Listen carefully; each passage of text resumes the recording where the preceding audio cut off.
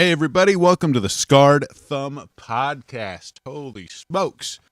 So we got stuff to talk about today. Let me see if we can turn up this volume a little bit. I think that's better. Black Ops 7 came out, and man, people are talking about it. And it looked pretty bad. Hey, Baron Gaslight, good morning, nerds. Hey, Deborah, good morning. Chud Sensei, good morning, sir. Good to see you. Stim Bear, this will be a good one. It will. Played the campaign day one. If wasn't with a friend, I would have never beat it. Insufferable game. It does seem insufferable. So let's get right into it. So this is a quote from tweet from Modern Warzone. This is Modern Warzone, I guess, gaming news. Since Black Ops 7 is always online campaign without the ability to pause, even in playing solo, when there is an update pushed, it will interrupt your campaign regardless of where you are and what's happening. Glad I didn't lose any progress at least. Yeah, it's already up to 7. Let's take a look at this video. They're in pain. Something's going on. It's flashbacks.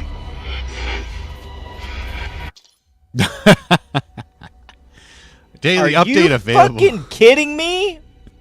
Are you kidding me? I'm in the middle of a campaign cutscene and I get this?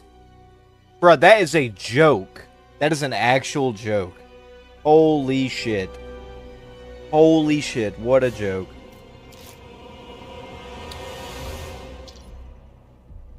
Now he's kicked back out. He's kicked back out to the lobby. That's amazing. Absolutely amazing. This guy was not happy. I mean, he kind of perfectly encapsulated it. What a joke. This is the state of video games now. The absolute state of video games. You're in the middle of a campaign cutscene. Are you fucking... And then, oh, what's going on? Oh. Like, what? There's something going on, and then boom. Daily update. The system does not exist to help you. It exists to help itself.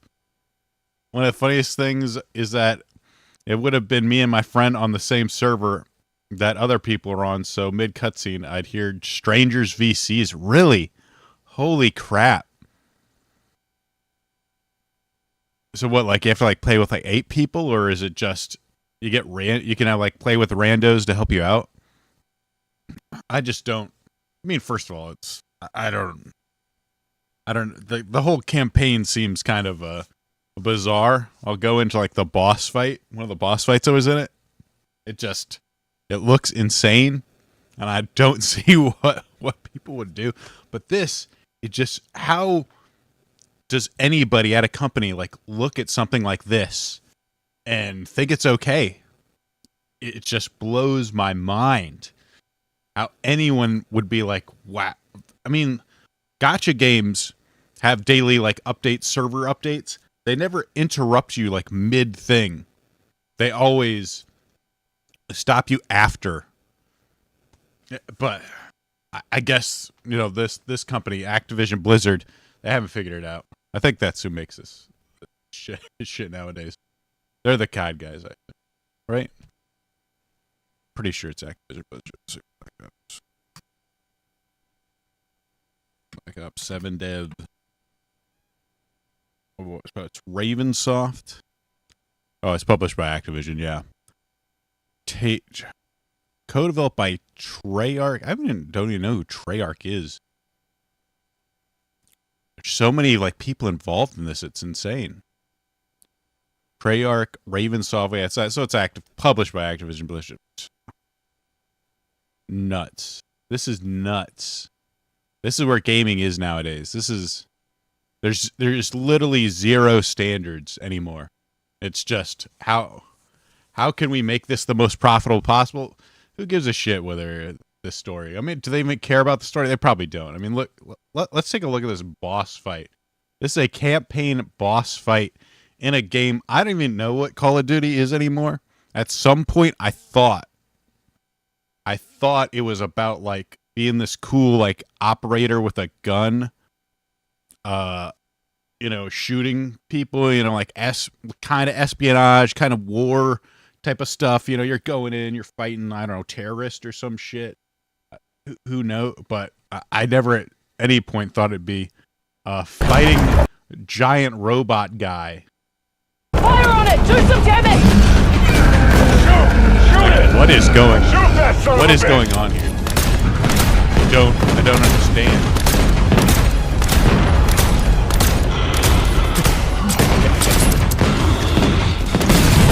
Looks intense too. Giant telegraph attack with a shockwave you have to jump over.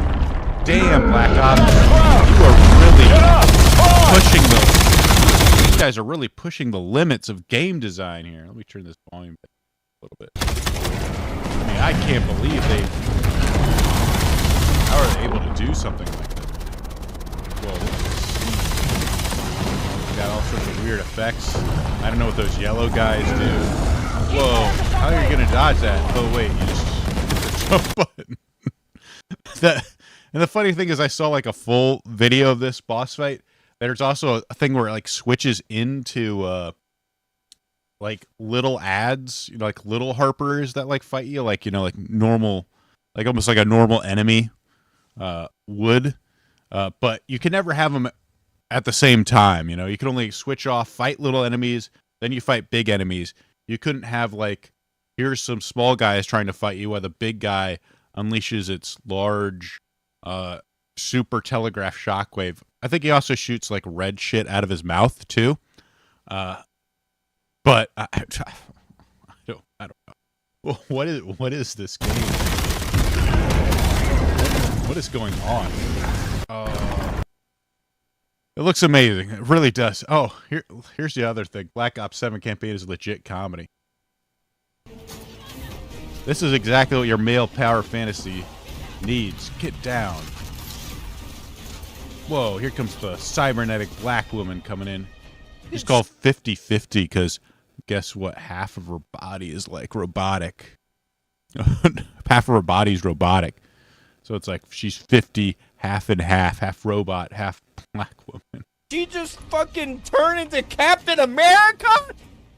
Did she just turn into Captain America? What am I playing? Whoa. She's coming in, being a badass. This is exactly what I want on my military video game. I want women in it. Women on the battlefield. Instead of being sexy, though, I want them half machine and super badass. Look at that. Whoa. Thanks for saving me. Did she just fucking... Thanks for saving me, lady. Wow, this looks so cool. Can't wait to play Black Ops 7. Oh. Damn. But wait a second. You thought that's... I mean, you're probably like, who cares? But guys, we're giving you this. Weapon and specs are insane. Look, whoa, holy shit, that's like a glowing dagger. That's also some psychic hell gun. Whoa, what's going on here? Holographics are shooting at... Whoa, lasers, blue stuff. Whoa, it's online. It's a snake. It's a cybernetic snake. Wraps around your hand. It's trying to... Is it going to kill you? Or maybe it'll just kill your enemies instead. It's got like a crystal that you shake. This is from the future. Probably. It's like a super soaker. But... Oh, you crank it. It's like... I don't even know what this is. It's like a toy. It's like a child's toy. Oh, this says pistons that go up and down. Whoa. Oh, it's... What, exhaust? It's like a hot rod gun? Whoa, that's pretty cool with it. Like Bane... It's got Bane ooze going into it. I love this response. Response is probably the... Probably the best thing ever. God, man.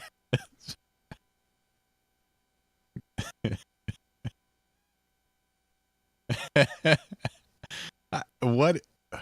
I don't know what's going on with this game. I'm just old. Maybe I'm just old at this point. And this just seems retarded to me. I don't know there's any other way to describe it. I mean, some people said it's like jangling keys in front of people. I think it was Grounded. Battlefield was the one that's saying like Grounded. I guess maybe COD like tried to saw people like, oh, people are responding to this. Maybe we'll say, yeah, it's kind of Grounded. I don't know if Black Ops 7 is supposed to be maybe Black Ops 7 isn't the grounded COD. It's whoa, but this is just it's something, all right. This is what you need. This is what sells your game. You got to have this like gotcha system, or like who knows what this is. Maybe it's like an unlockable. That's how you keep playing. You can unlock some sick epic weapon with some sick epic like inspect like this. We have just lasers and stuff, shining stuff with lights and junk going on. This is that laser thing. Whoa. Oh wait, is it connecting to some sort of satellite system or a snake? Who knows? At least it's not a black woman, I guess. But hey, if that wasn't enough, they've got uses a large amount of AI-generated artwork across core assets, calling cards, posters, reward icons. Instead of being human-crafted art, despite being a major blockbuster title, charging full price, which is really the thing that pisses me off. This isn't an indie game. This is a like $70 full price. I'm sure they've got a bunch of DLC bullshit in it. You're not like getting anything higher quality. This is like some Ghibli filter bullshit. Like, what is this crap? This looks like shit. I mean, at least it's not a rainbow flag, but goddamn. And they responded to it, Activision's statement on using AI and usage in Black Ops 7. Like so many around the world, we use a variety of digital tools, including AI tools, to empower and support our teams to create the best gaming experience possible. What about this is the best at all? Ghibli filter crap on your calling cards is the best gaming experience. Your stuff being interrupted by updates is also part of the best experience possible, I suppose. For our players, our creative process continued to be led by talented individuals in our studio. I can see the talent right here. This is where all the talent goes to, by the way, is having electric snake go around your hand as you unlock your epic weapon. This is just so crap. I mean, this is like how AI I think is going to get used. Instead of 4,000 employees, by the way. Yeah, this is what you get for 4,000 employees. You get Studio Ghibli filtered AI art.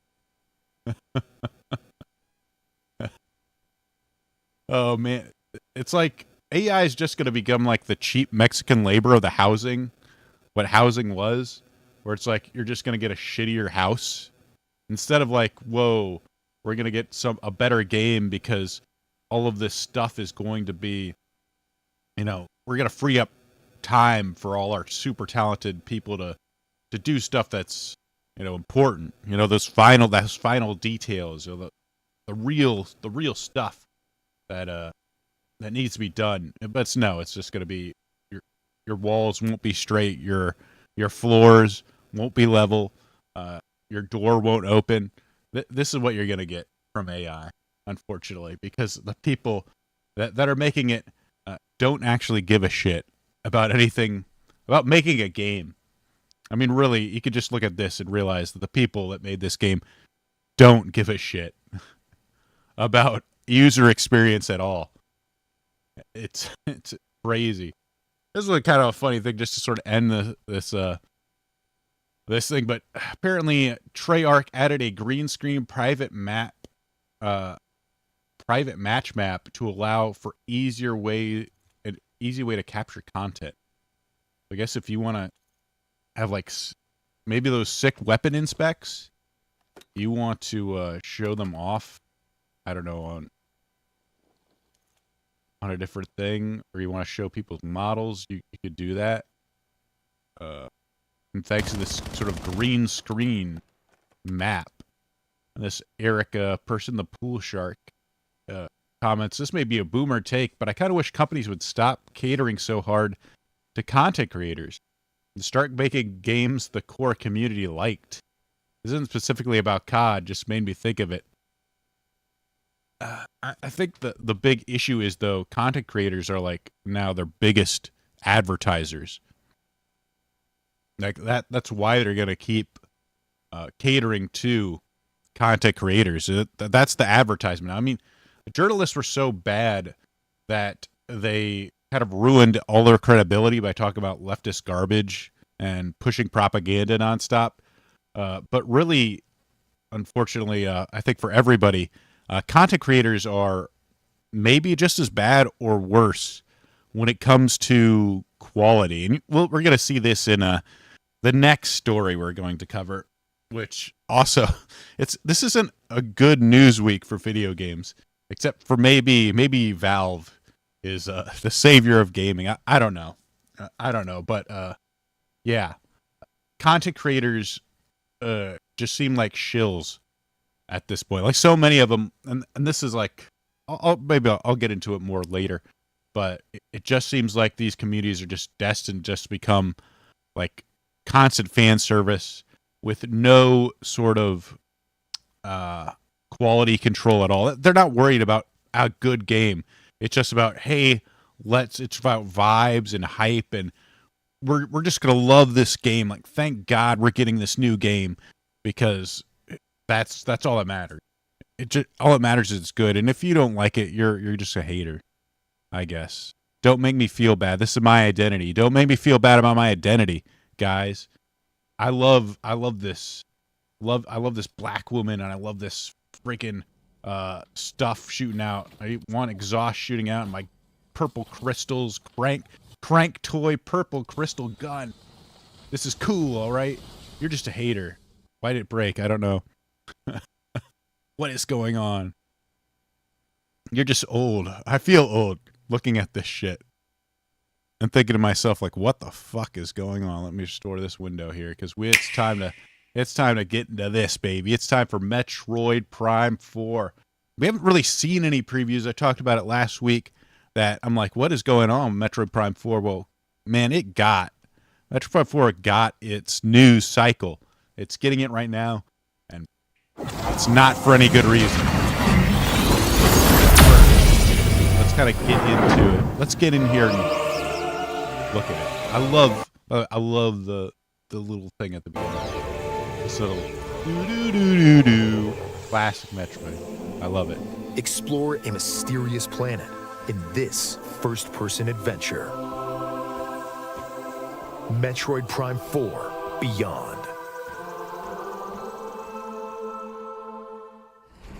Coming out for the Switch 1 and Switch 2. When the Galactic Federation UTO Research Center is attacked by arch-rival Silex, I love the arch-rival. Hunter Samus Aran Lone answers Hunter. their distress call What's with the and becomes title? entangled in an unexpected disaster.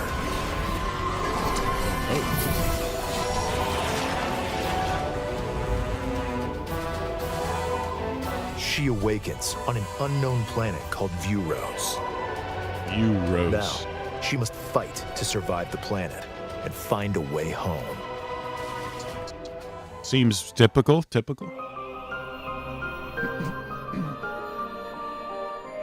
An abandoned on a planet. As Samus, you will explore lush jungles full of plant life. A factory Looks nice. roaring with thunderous storms. A research lab frozen in ice. And a facility nestled in a volcano. You gotta have your All lava of which contain section. remnants of a civilization long extinct. The maps are maze-like and intricately detailed. Yeah, And I wonder ferocious that too. beasts will stand in your way. What shade? The key to exploration is the scan visor, which you'll use to gather Some information scanning. from the environment. That's nice. Why did this Typical Prime planet's stuff. civilization crumble? And what have they left behind? Could there be a clue to your escape? Scan various They're not. objects. There's collect no and analyze clue to your information escape. to find a Unless way for a forward. few, there's just a few things that maybe you have to scan. It's always been an optional thing. Your core abilities include Samus's Power Beam, which can shoot rapid Power fire beam. or charged. Highly accurate target tracking missiles. The ability to jump. Jump. My form ability to altering jump. morph ball. Morph ball, wow. And dashing while locked on a target. Dash, sidestep. During your Sidestep. adventure, you will also receive mysterious powers passed down on Vuros. Psychic abilities. Psychic ability. Direct the control beam's trajectory with the power of your mind. And use the psychic glove to manipulate energy and activate machinery. Point and click By adventure. harnessing these abilities, you can access new areas, greatly expanding the explorable world.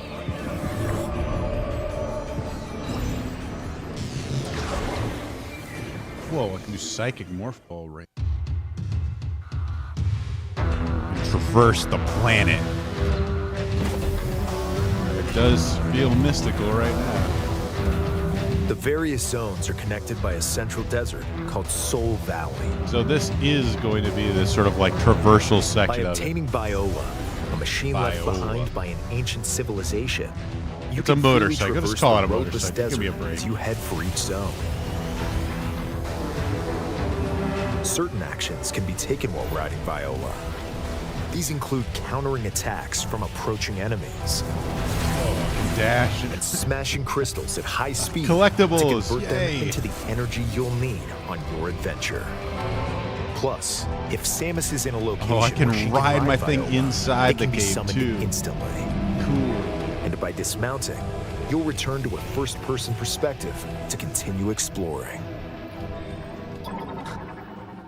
More I see the motorcycle, the more I'm not convinced it's really fits. Like Samus, some Galactic Federation troopers were also transported to Vuros. Data received. Follow distress signals to help the troopers and occasionally battle alongside them. They can even provide useful upgrades. Teamwork is key if any of you hope to escape the planet alive.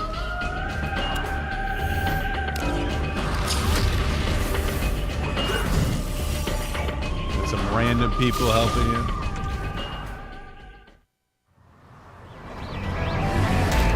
Well, if it's the only way off this rock, all right, I'm in. What do you say? Teammates? It appears you require assistance. I had no interest in anyone but my family. Now it's a little I woke up. You're gonna. Everyone's got to say, I hope we can keep the band together. my family. My I family. can't wait to see my family. When I get back home, I'll be taking a much-needed leave. A new fate and need an my unknown fate. destiny await on planet Vuros. Oh yeah, that thing Samus looks and cool. her allies' fight to survive is about to begin. Out of silence. Metroid Prime 4 Beyond. Available Whoa, December whoa. 4th, only on the Nintendo Switch 2 and Yes. Nintendo Switch systems. Yeah. Pre-orders are They got available multiple now death on flags. Nintendo eShop. Can't wait to see my family. The footage shown is from the Die, Nintendo Switch Samus. 2 edition of the game. This thing bit my head me in half. You can use mouse Tell my controls for family I love intuitive 'em. gameplay on Switch 2. That's what I'm thinking. Simply adjust how you hold the Joy-Con 2 controllers This looks terrible. Why would I want to open a door by shooting four to things? seamlessly Like, just- swap just between make standard you and mouse controls as you play. But you guys got to show off the fact that you can aim in this game. Just let you shoot the damn thing. The 2D version would never make you do this. Plus, you can explore the immersive world in 4K at Just like 60 annoying. frames per second. Let's make Or open enjoy this smoother door. action Annoying in as fuck. full HD at 120 Whoa, frames per second. I'm on my bike again at slow Choose speeds from these two inside. modes, both of which inside support a thing. HDR based on your preference and playstyle. Really, I'm Nintendo curious Switch just 2 edition how of the game can be mouse played controls on are going to work Switch on 2. this. I feel like Please be sure to I'm going to purchase use the game gyro edition controls that matches your instead. I might system. try mouse controls just in case. Well, that's the thing. I hope they let you use. Yeah, like when it says let me plug the mouse in. I do hope they let you do that. I just don't know how it's going to work. Like, how do you have like your right hand, which is normally your button hand, to manipulate buttons along with triggers. So like, is that going to be also your jump and your visor and all that stuff? Like, how do you work that into just a mouse? Because I want the ergonomics. That's the word of a regular mouse, but you're still gonna have to have the buttons there. I'm probably just gonna use motion controls. I like gyro controls. I played enough Splatoon that I'm actually good with them. So Switch 2 players who have Metroid Prime 4 Beyond on Nintendo Switch can upgrade to the Nintendo. They've never showed off the regular. I have no idea. We have no idea how well this runs on an actual Switch.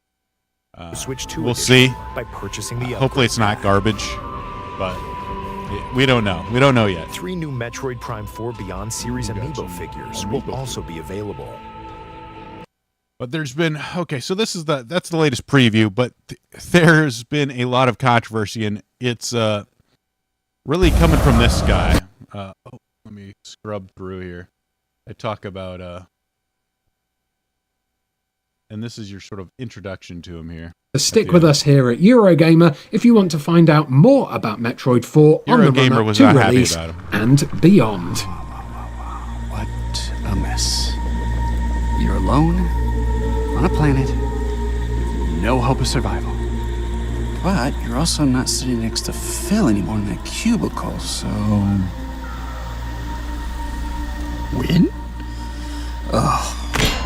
Thanks for watching this preview of Metroid 4. If you So that's this is Miles McKenzie, one of your new NPC helpers, showing off his freaking Josh Whedon Marvel level writing here. We're not in a cubicle, so when people were not happy about Miles, to say the least. And let's take a look at some more Miles scenes.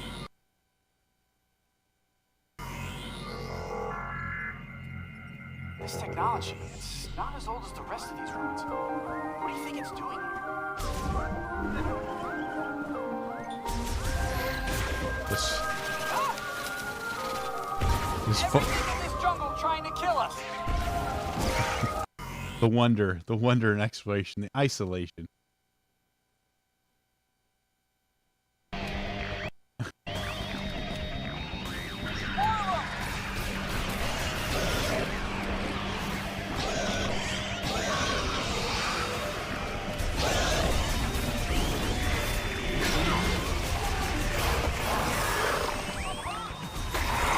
Hurt.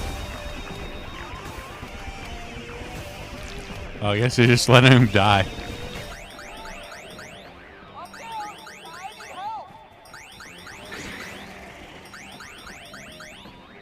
Oh, this is fun. The beeping, it seems like it's really fun.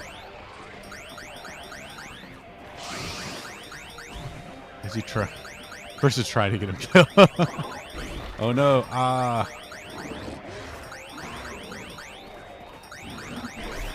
Wait, can he die? Oh my god. Takes forever. This is a very new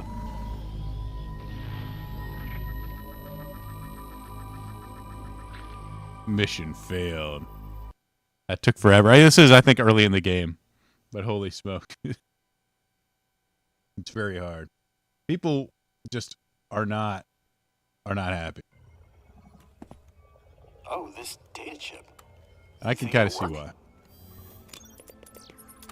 Wow, that is fascinating. Thank you. We'll put this here. Let's see.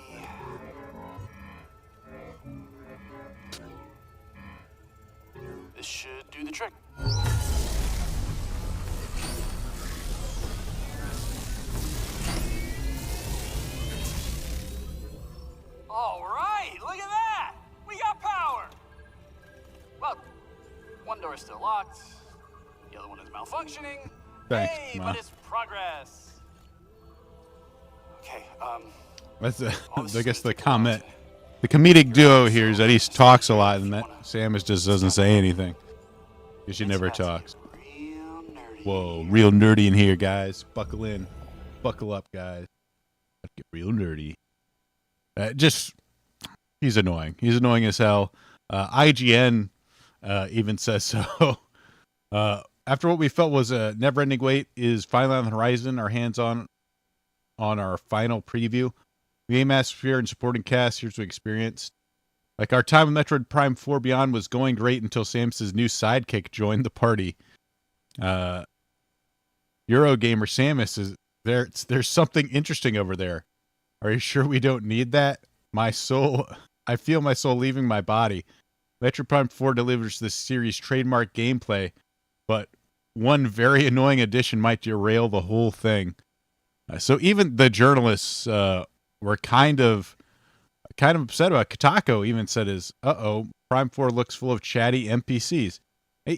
Even these guys realize that a lot of Metroid Prime's appeal has been the atmosphere, that sort of isolation. You're exploring these like wondrous, like sort of dangerous types of environments. You're sort of in the wild as this bounty hunter that's extremely powerful. So it's not like survival horror where you're like, oh no, I'm gonna die. You're pretty strong yourself, so you can fight these giant things. But there's always been that sort of sense of danger, and eeriness, and that sort of loneliness and isolation has been part of it. There's no one coming to save you, and having a guy like that, like Miles, seems kind of counter to that. Like, why do they need to have a bunch of people talking in Metroid Prime? And honestly, part of me thinks that you just cannot have a silent protagonist anymore. And you kind of saw this in Zelda 2, where Link is silent, but like they got to throw in a bunch of supporting characters. And in some ways, it kind of adds to the sense of the world where you have Zelda and he has companions. It makes the kind of world feel alive. But with Hyrule, in that case, he's saving that world. He's saving the land of Hyrule. It's about a man and woman together, kind of like fighting evil and saving their community. Essentially, they're saving their world from evil. So having the sort of villagers and other people in it, I think enhances it in some way. But with Metroid, I just don't see the need for a bunch of other people to be in the series and like add this sort of like human element to it. But I feel like, especially like Western devs, they just can't help themselves. They gotta have voice acting or people talking or writers. Like, do we really need people like writing a lot of dialogue and characters into this?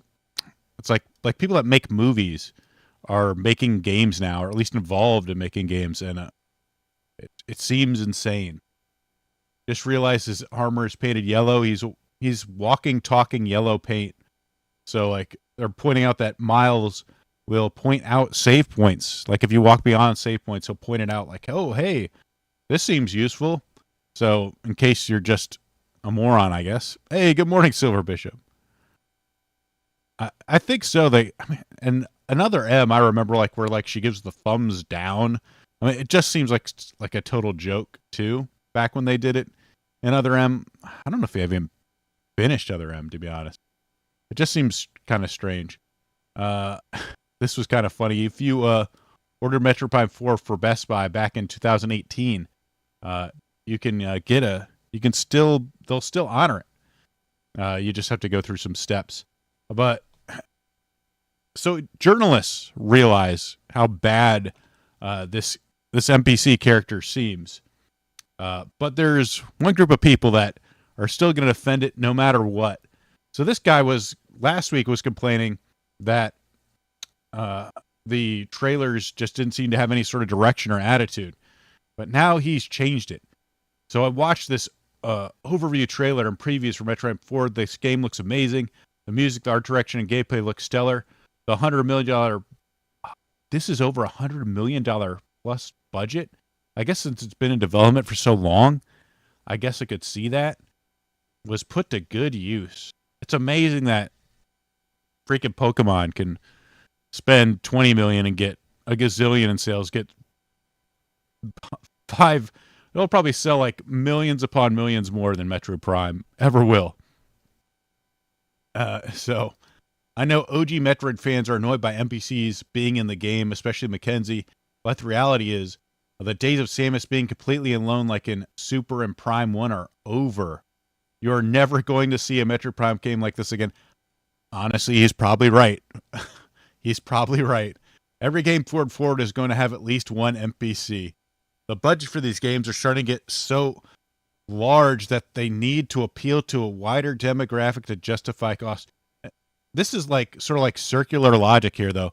Like why is the budget getting bigger? Is it because they're adding a bunch of these like stupid cutscenes in it with voice acting and all this garbage? Is that one of the reasons? Because I kind of feel like it is. Did I like Dread? I enjoyed Dread. I thought it was pretty good. I don't know if it was as good as Super. And I've seen some people like, there was like some annoying stuff. I didn't like the enemy stuff, or like, especially when like you have to like change to like this different shooting style in the middle of it to like blow up their cores or whatever that was. It was all right. There were some things I didn't like about it and some things I did. Mackenzie is annoying as fuck.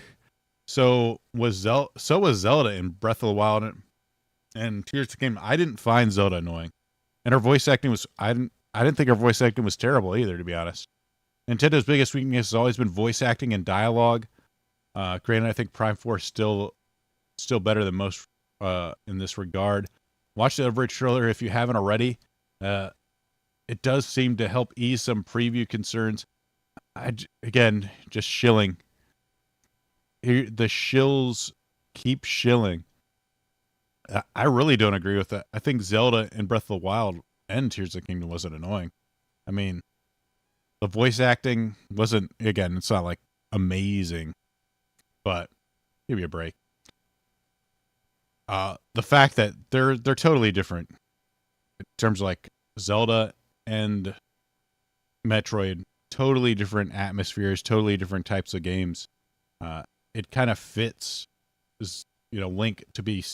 Link has to have people to save. He has to have a world to save, and having that happen is, having characters in that is part of it. But when you have something like Metroid, I mean, she's saving the galaxy, but it's always like this sort of underappreciated kind of unknown saving, like she goes off to this planet totally alone and stops a sort of like galaxy ending threat. Then, just people are none the wiser to it. And, she's not sort of thanked for it or anything like that. It's just sort of like goes in like almost stuff like the Federation don't want to deal with, or they want to keep it quiet. They call in Samus Aran to deal with it. 20 days until Prime 4. What do we think of this new guy? And like just goes on and defends it. Oh, I don't care. I just like Metroid. Attack of the back. And then all these people are like Nintendo fan and content creator. All these people have like some sort of Nintendo content creator thing attached to him. Almost like he's a tutorial character that goes, let's just talk. Your mileage may vary, but I found his hapless, dorky chatterbox persona endearing, especially contrasted against Samus's quiet stoicism. Yeah. Miles even comments on it at one point, which makes me think the relationship is intended to be comedic. Oh! Whoa! You are sneaky quiet, you know that? Wow. After briefly escorting Miles to safety and thankfully without feeling like he was a burden, he mostly stuck to a control room and I was back to exploring the alien planet on my own. Almost like he's a tutorial character that goes away after you're done with basics.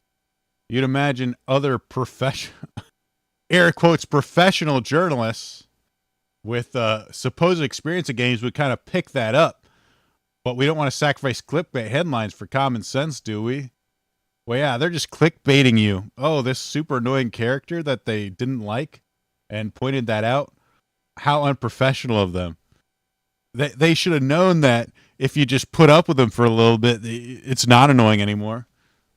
But they're trying to clickbait you by talking bad about Nintendo.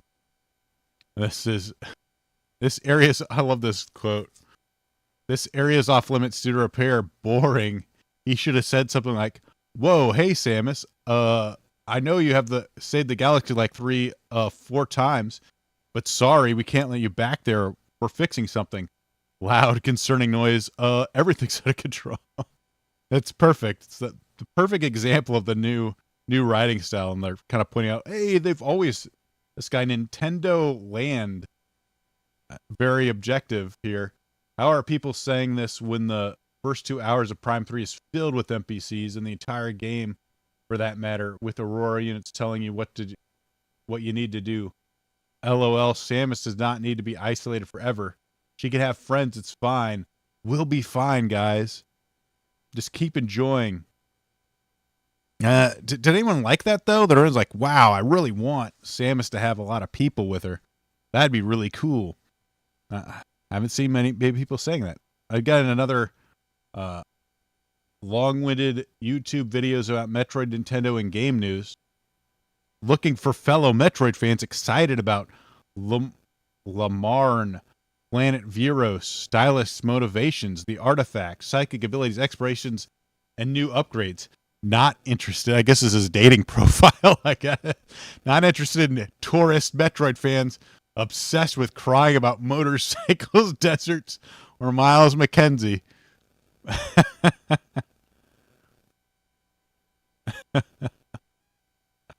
Oh boy. Oh boy. They just keep on going. We're going through the same song and dance for every Nintendo release moving forward. Mario Kart World too expensive. Donkey Kong DLC was pointless. Pokemon graphics bad. Hey guys, would you stop pointing out obvious flaws? Mario Kart World being $80? What? You didn't like that? Why are you complaining about that? I don't know if the DLC for Donkey Kong Bonanza was pointless. It's just kind of dumb that they didn't just add it in already. Just another, it's a $70 game that they stuck some more price onto. And yeah, Pokemon graphics suck. This is obvious. Of course, people are going to be upset about that. Now we're already know people are complaining about Air Rider's price. Wow, people don't like paying $70 for games? I can't believe it. Just have fun. Guys, come on. Quit being so critical of this stuff. This guy again. Nintendo is life is his profile. That's amazing. And of course, he co-hosts some podcasts about Nintendo and video games. What a surprise. This is what content creators have become, though. They're just gigantic shills. When your entire community and identity becomes based around these things, just any sort of quality, any sort of expectations of quality just go away. Because you have to support the current thing then. And these guys just become shills. And why wouldn't game companies want these people instead of at least journalists? They have to kind of point it out because they'll look like idiots. They're more concerned about impressing their in-group, which is why they push leftist propaganda all the time. But at least in that space, they have to try and seem smart. So they can't just point out, they can't just be like, oh wow, Mackenzie's super cool. He's just a white guy. So it's, he can be made fun of, but at least they'll point this out. Now you have just these sort of content creators that just anything, they will find a reason to defend it no matter what. They'll price to $70, $80 games. They'll defend it. They'll defend Miles McKenzie, guys that just totally break the atmosphere of the game. Oh, well, that's cool. He's actually really cool. Didn't you know that? And this is a comment from Nephilim. If your community has fallen so far that you ironically say this, it and your series deserves to die. Being self-aware to your own consumerism, low standards, and embracing them anyway is pathetic and disgusting.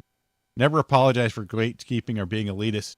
It's the only way for your community to avoid ending up like the beat 'em up community, Silent Hill, Ninja Gaiden, Zelda, DMC, or any of these other that have been overrun and ruined.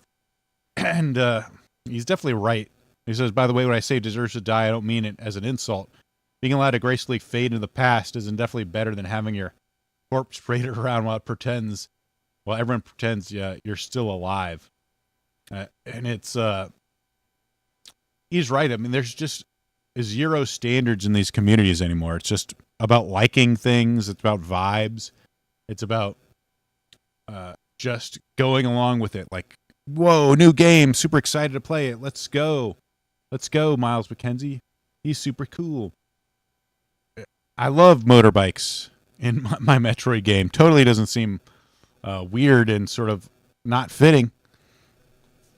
Why not? Why not? Why not just fly around on a motorcycle? There are just no communities. I think there are still some that want to sort of like push for better mechanics, better game design, better, like a deeper appreciation for what makes games good. But you're just not going to find it in the sort of like fan communities. Like these things just become, cheerleading, like circle jerks, like just cheerlead the newest thing. It's not like appreciating the old games. It's not about, what made Metroid good in the past. It's just about, hey, the new stuff's out. Let's love it and buy it and make content on it, because I guess that's just what we do. Well, let's move on from Metroid and let's talk about, this might be the only good news I've got, because Valve is announcing new hardware for the lineup here. The Steam Frame, which is this VR thing in the top, the Steam Machine, which is this mysterious looking cube, and a new Steam controller here on the bottom. So they announced these, and it's yet to see. They could make a really big impact on gaming in general, but we'll see. Let's take a look at some of the details here. So this is a Steam Frame, Valve's new VR headset. This is not the Valve Index 2. This is Valve's new VR headset, the Steam Frame. Valve calls it a fundamental shift in the way we look at VR. It's a standalone VR headset. It has its own ARM processor that allows it to play games without a secondary PC. In that sense, it's not an accessory for a PC like the Valve Index, it is a PC. It can play games made for ARM chips or run PC games via emulation, though you can also stream games to it from a secondary PC, completely wirelessly, and this is what Valve really designed it for. Using a dedicated wireless adapter, the Steam Frame receives all the game data and video from a host computer. No need for a cable, and projected into VR in glorious high resolution using something called foveated streaming. The Steam Frame has two LCD screens at 2160 by 2160 and pancake lenses, making for an extremely clear picture and a compact headset design. From the tracking to the controllers, the Steam Frame is designed to make playing games in VR a lot easier than the Index, and from my experience with it, it achieves that. The lack of wires and base stations make a huge difference. There'll be more to come on the Steam Frame next year, including the price, but for now, standalone or streaming, which are you most excited for? I'm not really excited for any of it, to be honest. I don't like VR. Of course, I haven't really tried VR either. I just feel like I get motion sick using it. But I'm just never, so far, the issue with VR is that you're always kind of like, to really make use of it, you're limited to first person. That is like the real selling point of VR. You're in the world, you're seeing it through your own eyes. Like you've been transplanted there. And I don't know if there's that many exciting things. First person games can be good. It's just you're kind of limited to get the most use out of it. You're kind of limited to that first person view. Though I have seen if you can do stuff like Apple was doing with the Apple Lens, where you can bring up screens and manipulate it that way. It's almost like you have some super widescreen television. Again, the widescreen television thing is something I've never been excited for playing games on either. But it does look kind of cool. But for people that like it, I'm sure they're excited for it. Though there is some distribution, and I think this is an issue that they've had before, will be the same at the Steam Deck without working on improvements. No price for release date, so we don't quite know what the price is, and that I think could definitely impact success. And I suggest Q1 2026 as a possible launch window, so not that far away. We might see soon. This was an interesting thing about the Steam Frame. Now that we will be releasing SteamOS for ARM, you could have gaming on any ARM. Now that we will be releasing SteamOS for ARM, you could have gaming on any ARM device. And there are already a lot of handhelds that are running on similar Snapdragon chips compared to the Steam Frame. In fact, the Conquer Pocket Fit is running the G3 Gen 3, which is essentially the same as the Snapdragon 8 III. And so my hope here is that at some point, potentially even by next year, we will be seeing a version of SteamOS either running through an app on Android or through its own dedicated operating system that we can load onto our own ARM-based handheld devices like the Odin 2 and the Thor and the Conquer Pocket Fit. And so what we're talking about here is basically an official version of apps like GameHub and Game Native that will allow us to log into our Steam library, download our games directly onto this device, and then play them locally as opposed to having to use an actual PC. And the benefit of ARM architecture compared to x86 is that the chips do not get as hot, and so cooling is not going to be that big of an issue, and then battery life tends to be better as well. So we are potentially talking about having these Android-based handhelds that are going to effectively be mini Steam Decks, where we'll be able to play our PC games on it, in addition to doing all the other Android stuff that you want on them too. I also like the fact that anytime we show so what we're talking about, anytime you like show something after like the obligatory Nintendo emulated game, all I really care about is this new FX translation layer, and what potentially Steam Frame has impacts on even these smaller devices where they could be used for playing Steam games, which could be very cool depending on like some of the games, like some of these smaller platformers. Like I was playing a game called like Freedom Planet, or even that Chrono Gear Warden of Time that I was playing. You know, some of these like action platformers. There's a lot of like retro games on Steam that you can get for very cheap. There's a lot of cool stuff you'd be able to do with like a small, handheld device like this. That you could potentially just load Steam on something like this. That's kind of neat. This was a Steam controller too. I have the original Steam controller. It's like okay, but I just never thought it was a super, great compared to something like I really like. To be honest, my favorite controller is the Nintendo Pro. I mean, the Switch Pro. Valve has announced a new Steam controller, and we've tried it out. The Steam controller is designed to let you navigate your PC and play games with the accuracy of a mouse. This is actually Valve's second attempt at a Steam controller. If you're not familiar with the first attempt, well, good. On the front, two TMR I don't know why they're hating on the first thumbsticks, which are stick drift resistant. Below those, two trackpads. The trackpads look bizarre. That makes the thing look really weird. I don't know. But are more or less the same as the ones found on the Steam Deck. Valve tells me this controller has been designed to match the deck. Anything the deck can do, this controller can do. I've never used the Steam Deck, so I don't know how the trackpads work on that. Making it perfect for anyone that docks their deck. I've said deck far too many times. It offers gyro controls at the behest of one Valve engineer that is very into gyro controls. And these were surprisingly easy to get to grips with. I have to say the Steam controller feels comfortable and natural to use, all words I never thought I'd say in the same sentence. It connects to your PC via this puck, connecting up to 4 controllers over 2.4 GHz. So they make it so you can collect 4 controllers. I mean, they really wanted this to be the Steam machine we're going to talk about in a second. They really want it to be like a console. And doubles as a charger.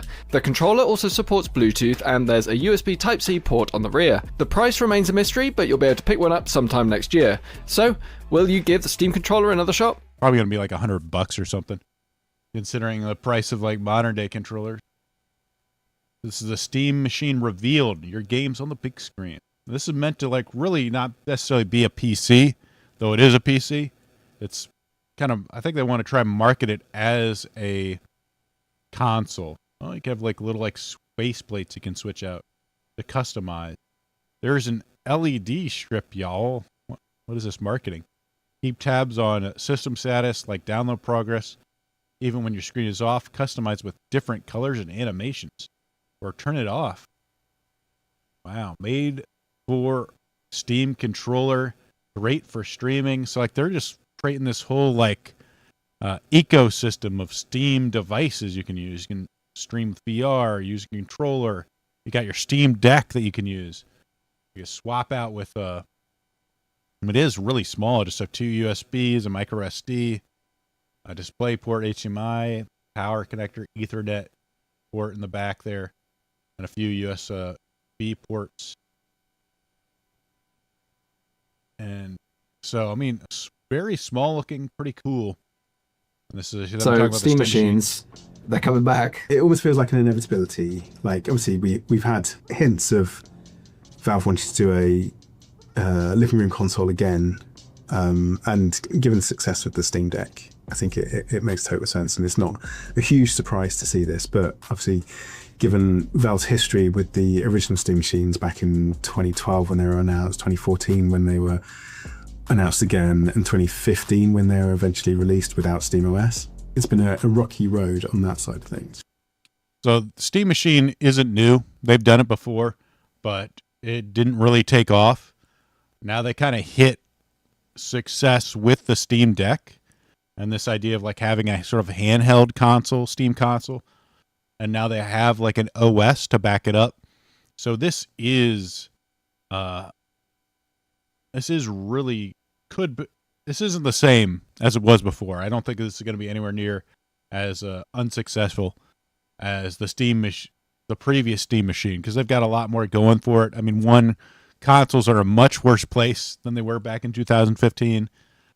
Steam, especially with the Steam Deck, has gotten accepted more as a sort of like console type of device. I think more people are looking into that sort of thing versus an Xbox and a PS5. People are a lot more open to it. It has its own OS that it can use, so there's a lot more flexibility in these machines now. So there's definitely potential that this takes off. I think its biggest hurdle is like, are people really going to want that as a console versus the PlayStation versus the Xbox? Can it really get that sort of like casual player? For me, consoles are like the thing, like the guy that doesn't want to deal with anything. The rigmarole of a PC. They're not like great, super technical PC users. They just want to be able to plug something in and play it. Pick up a controller and play. And it doesn't have a disc, so they can't stick the disc in, but I'm sure they can navigate a menu like Netflix, and then, if they can get a game like that and play it, that's what they're going to want. That's what it really needs to do. So hopefully it can deliver on that. And some people were kind of worried about the power on the Steam machine. It does seem like it's a lot lower than like a PC would be. And it's definitely being made for a price point, but we don't know what the price point is yet. What we think makes the most sense. Another thing that we actually looked at is like just the Steam hardware survey. So basically that just gives us a good benchmark of where people's home devices are at in terms of performance. And the Steam machine is equal or better than 70% of what people have at home. Those two directions triangulate. So it's better than 70% of what people have at home in terms of what what it can do. But I assume this is what 7% of PCs.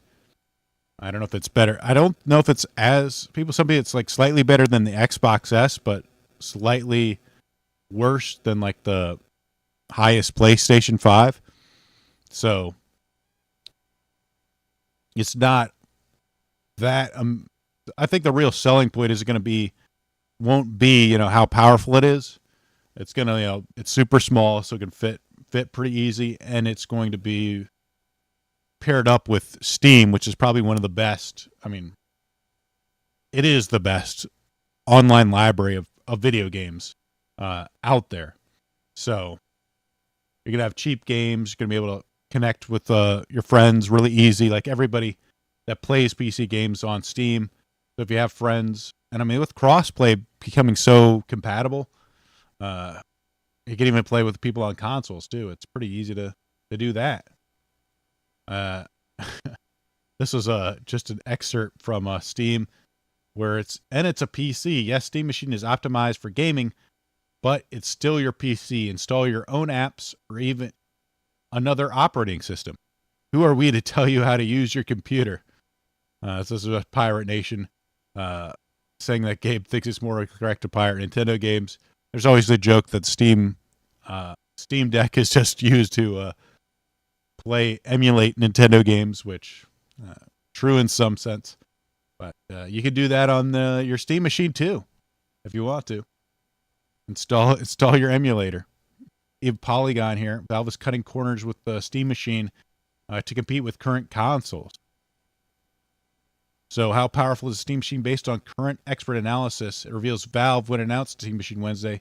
Its new compact console-like gaming PC is aimed straight at the capabilities of current generation home consoles, Xbox Series S and PlayStation 5.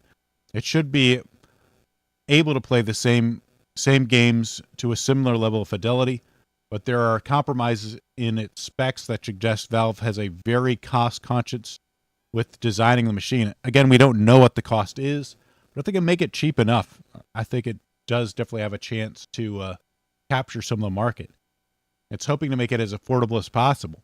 Valve demonstrated the Steam Machine to a wide range of tech and game publications before its announcements.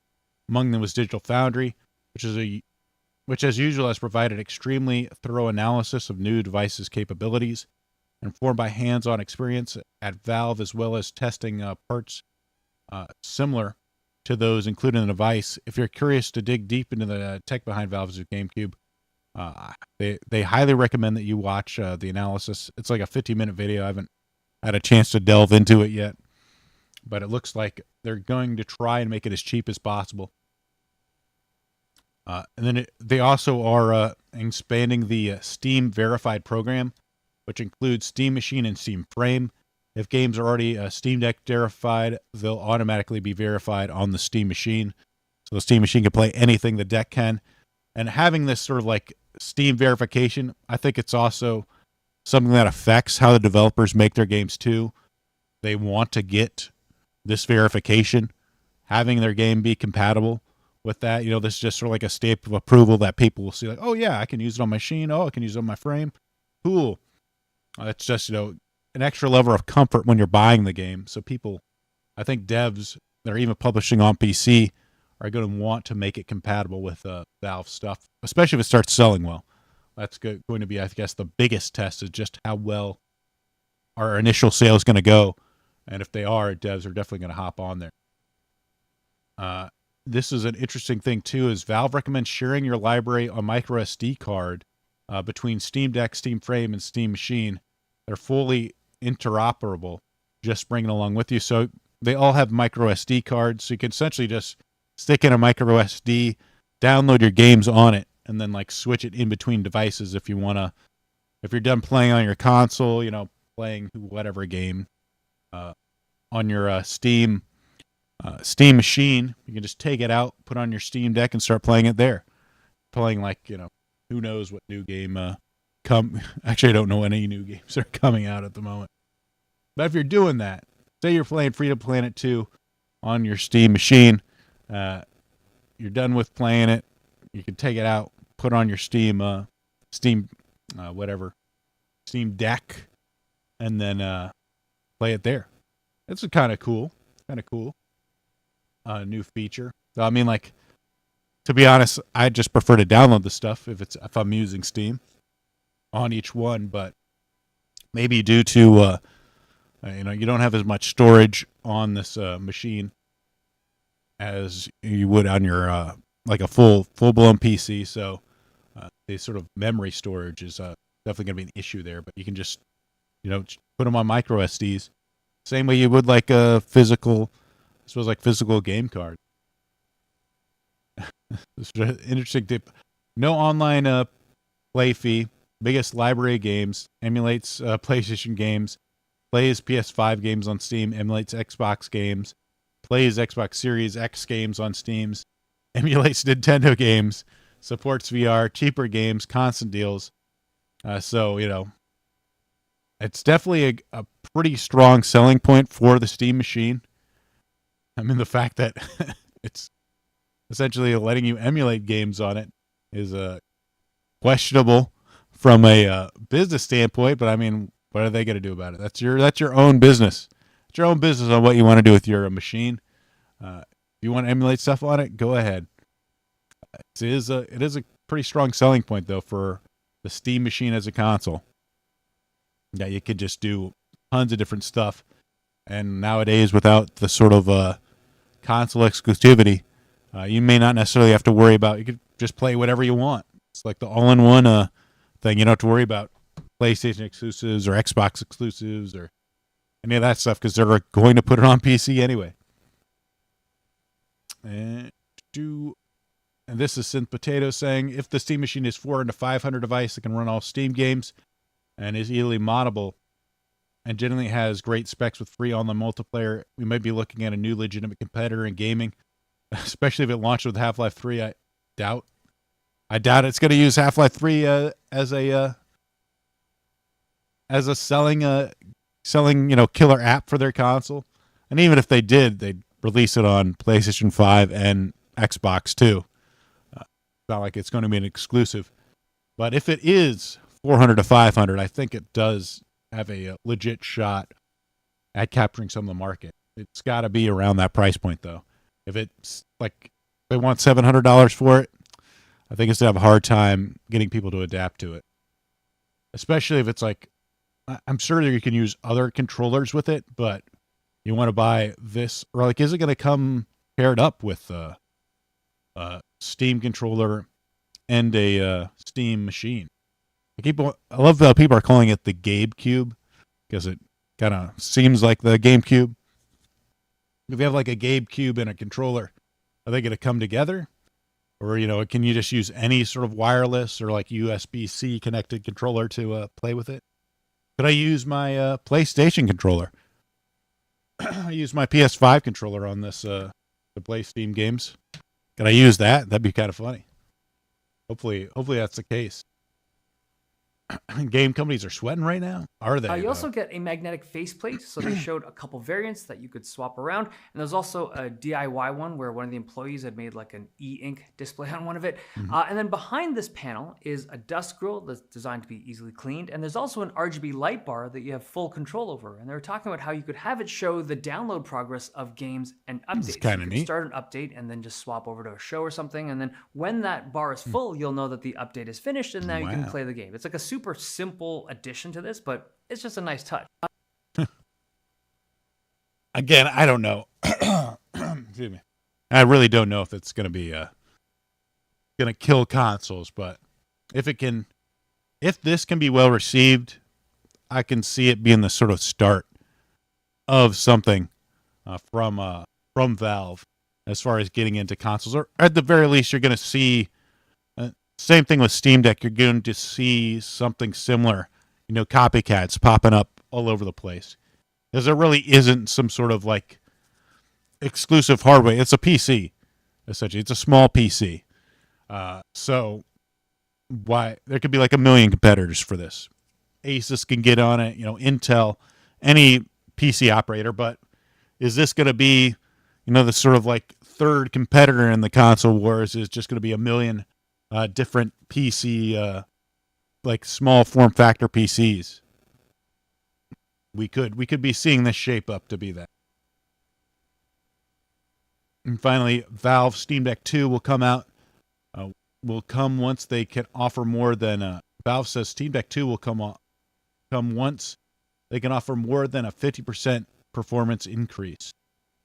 So at the moment, no plans, or I guess Steam Deck 2 isn't out until they can actually offer 50% better than the Steam Deck 1.